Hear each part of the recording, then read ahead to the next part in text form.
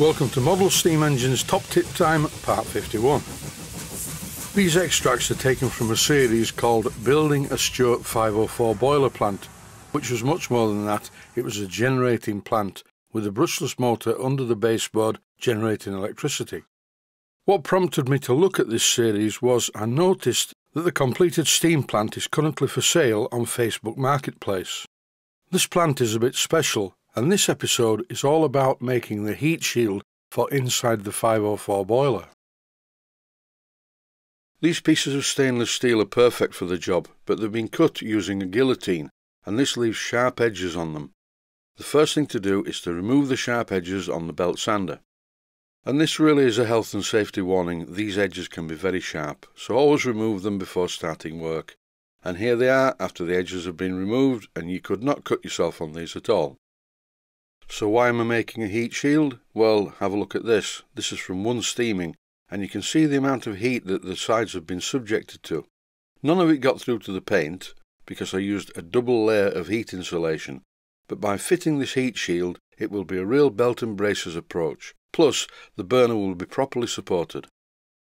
I once built a Stuart 504 boiler plant, which had an original 504 boiler spirit burner. But in no time at all, the baseboard that the spirit burner sat on became very badly burnt. So to prevent that happening again, I'm going to use a controllable gas burner, and to stop the gas burner from cremating the baseboard, I'm fitting a separate floor in the bottom of the boiler using one of the pieces of stainless steel. Then the other two pieces of stainless steel will be mounted vertically on this floor panel as an extra pair of heat shields and heat reflectors. I'm going to use some brass angle to mount the reflectors inside the boiler. The first thing to do is to make sure that the floor fits perfectly in the boiler. This clip shows me using a felt tip pen to mark out the position for the two pieces of brass angle that will support the upright panels. It is of course possible to achieve very accurate drilling of these parts, but it is so over the top for what this part's going to do. It's perfectly fine doing it this way. This is not always the case. Sometimes it is very important to make sure the holes are 100% accurate, but in this case it's not necessary. This is a piece of brass that's been drilled, which is going to be riveted to the floor of a gas burner mounting in a model steam engine boiler. It is not a high precision part. What I'm saying is you can't just drill the holes in any old place in the brass. They have to be accurately drilled, but not down to the last micron.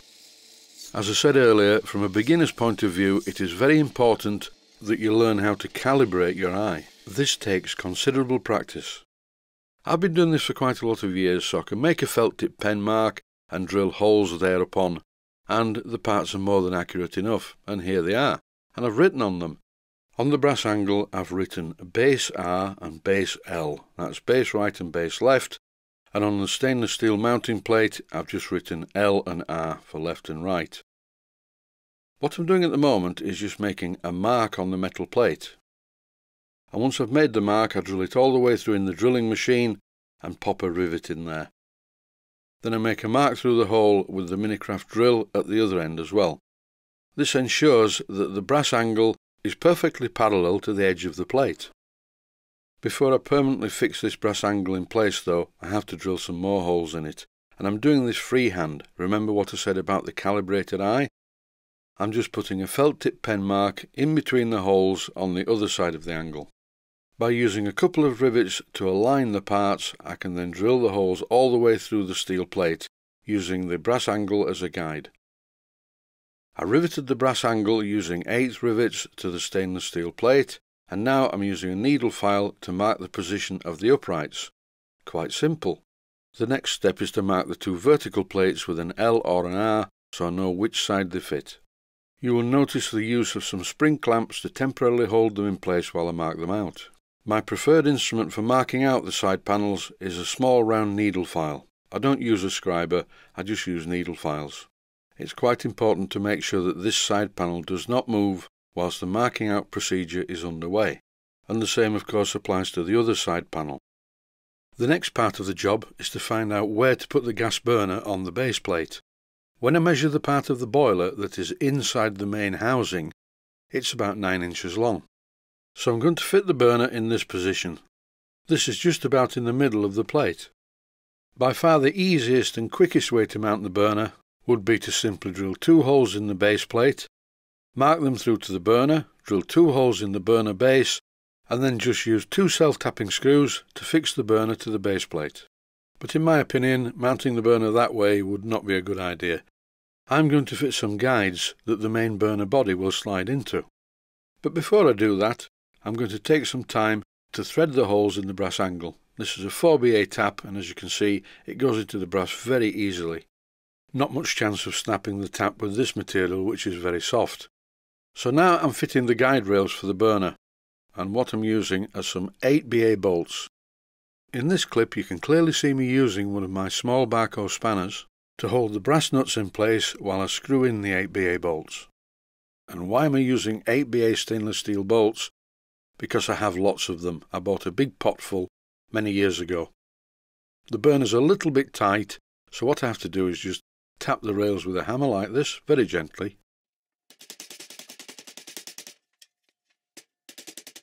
I don't normally use a hammer on things, but I had to do this just to move the guides out a little bit to make the burner a tight fit between the guides. As I don't want the burner to move out of position, I'm putting an end stop in place. And all this is another piece of drilled angle. I'm marking out the positions for it. Then I just drill the holes in the base plate, countersink the holes in the base plate and screw in some more 8BA bolts.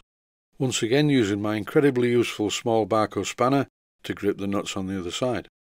And now, if I slide the burner into position, it stays where it's put. Watch, even upside down.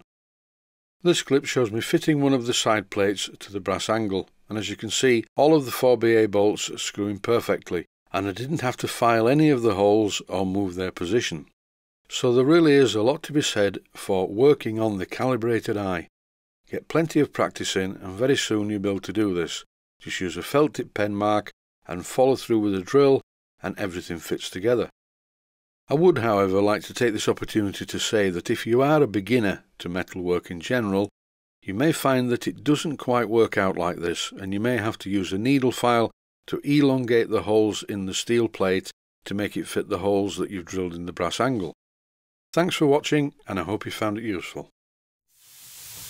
Please take the time to visit my Mainsteam Models website and click on the section of the website that says Video Playlists. And by doing that, you can find other videos that you may like to watch.